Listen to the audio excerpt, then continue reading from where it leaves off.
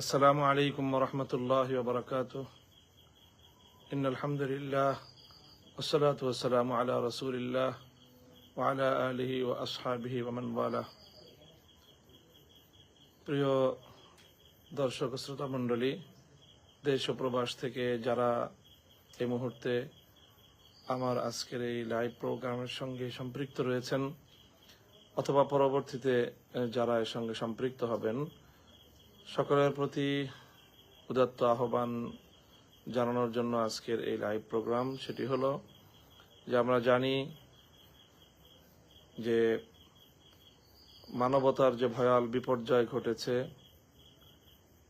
ফিলিস্তিনের গাজ্জা উপত্যকায়, সেখানে বর্বর হায়না গোষ্ঠী ইসরায়েলের বর্বরোচিত হামলায় যে মানবতার ভয়াল বিপর্যয় ঘটেছে, সেখানে আবাল বৃদ্ধ বনিতা, নারী শিশু সহ সর্বস্তরের গাজ্জাবাসীর উপর যে ভয়াল আক্রমণ চালিয়ে যাচ্ছে, পৃথিবীর ইতিহাসে এই বর্বরতার দৃষ্টান্ত নজিরবিহীন। এই পরিস্থিতিতে গোটা বিশ্ব মানবতার পাশাপাশি বিশেষভাবে উম্মতে মুসলিমার উপর ঐতিহাসিক দায়িত্ব দাঁড়ায় গাজ্জাকে ইসরায়েলি আগ্রাসনের হাত থেকে রক্ষা করার জন্য তাদের পাশে দাঁড়ানো। ইতিমধ্যে আগামীকাল 7ই এপ্রিল বিশ্বব্যাপী ইসরায়েলের আগ্রাসনের প্রতিবাদে জাতি, ধর্ম, বর্ণ নির্বিশেষে সারা পৃথিবীর সকল শান্তিকামী মানুষ, মানবতাবাদী মানুষ প্রতিবাদের ডাক দিয়েছে এবং প্রতিবাদ কর্মসূচি পালিত হচ্ছে। সেই ধারাবাহিকতায় বাংলাদেশেরও দলমত নির্বিশেষে সকল মানবিক গোষ্ঠীগুলো তারা গাজ্জার এই আক্রমণের এবং নির্বিচারে ফিলিস্তিন গাজ্জা উপত্যকাবাসীর উপর পরিচালিত ইসরায়েলি বর্বর হামলার বিরুদ্ধে প্রতিবাদের ডাক দিয়েছে। আন্তর্জাতিকভাবে আগামীকালকে সারা বিশ্বব্যাপী যে কর্মসূচি পালিত হচ্ছে তারই অংশ হিসেবে বাংলাদেশেও বিভিন্ন পক্ষ থেকে, বিভিন্ন সংগঠন, ব্যক্তিবর্গের পক্ষ থেকে বাংলাদেশের মানুষকে প্রতিবাদী কর্মসূচিতে সামিল হওয়ার আহ্বান জানানো হয়েছে।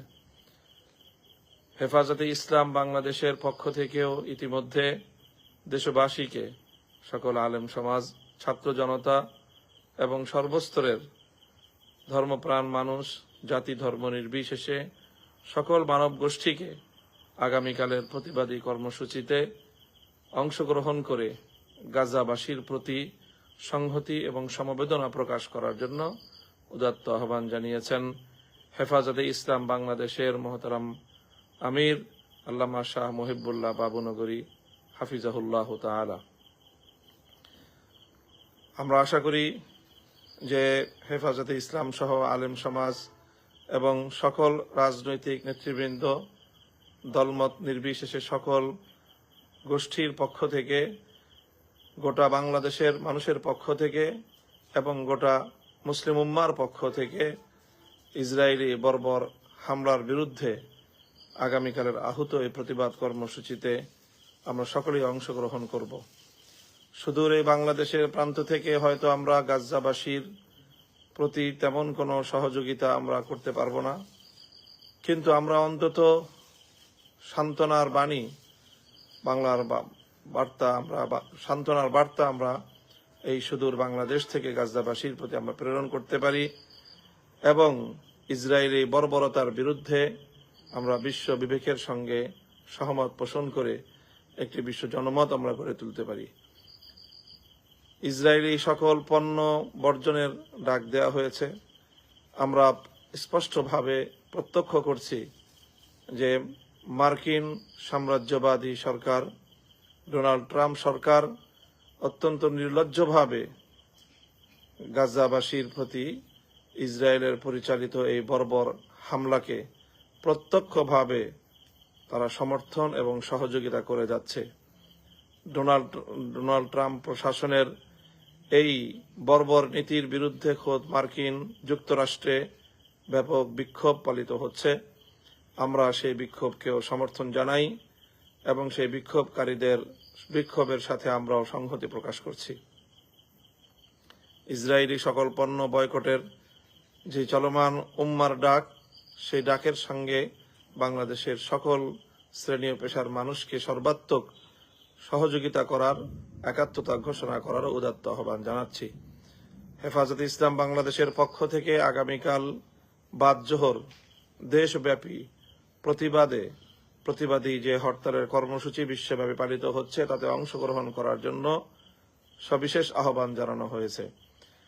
তাই আমি হেফাজতে ইসলাম বাংলাদেশের সারা দেশের সকল জেলা, থানা এবং অধস্থন সকল ইউনিট এবং কমিটির দায়িত্বশীল এবং নেতৃবৃন্দকেও উদাত্ত আহ্বান জানাবো যে আপনারা সকলেই যার যার জায়গা থেকে আগামীকালের বৈশ্বিক এই আন্দোলনে নিজ নিজ ভূমিকা আপনারা পালন করবেন এবং সম্মিলিত ব্যক্তিগত সকলভাবেই আগামীকালের কর্মসূচি সফল করার লক্ষ্যে আমাদেরকে যার যার জায়গা থেকে সাধ্যমতো ভূমিকা পালন করে যেতে হবে। আল্লাহ পাক রব্বুল আলামিন গাজ্জাবাসীকে ইসরায়েলের এই বর্বর আক্রমণ থেকে, হামলাযজ্ঞ থেকে রক্ষা করুন এবং সারা পৃথিবীর উম্মত জেগে উঠুক। উম্মতে মুসলিমা ইসরায়েলের বর্বরতার বিরুদ্ধে যে বৈশ্বিক অনিবার্য জিহাদ, যেই জিহাদের মধ্য দিয়ে উম্মার মুক্তি ঘটবে, সেই বৈশ্বিক জিহাদের আহ্বান জানানোর জন্যও বিশ্ব উম্মার মুসলিম নেতৃবৃন্দের প্রতি আমরা উদাত্ত আহ্বান জানাচ্ছি।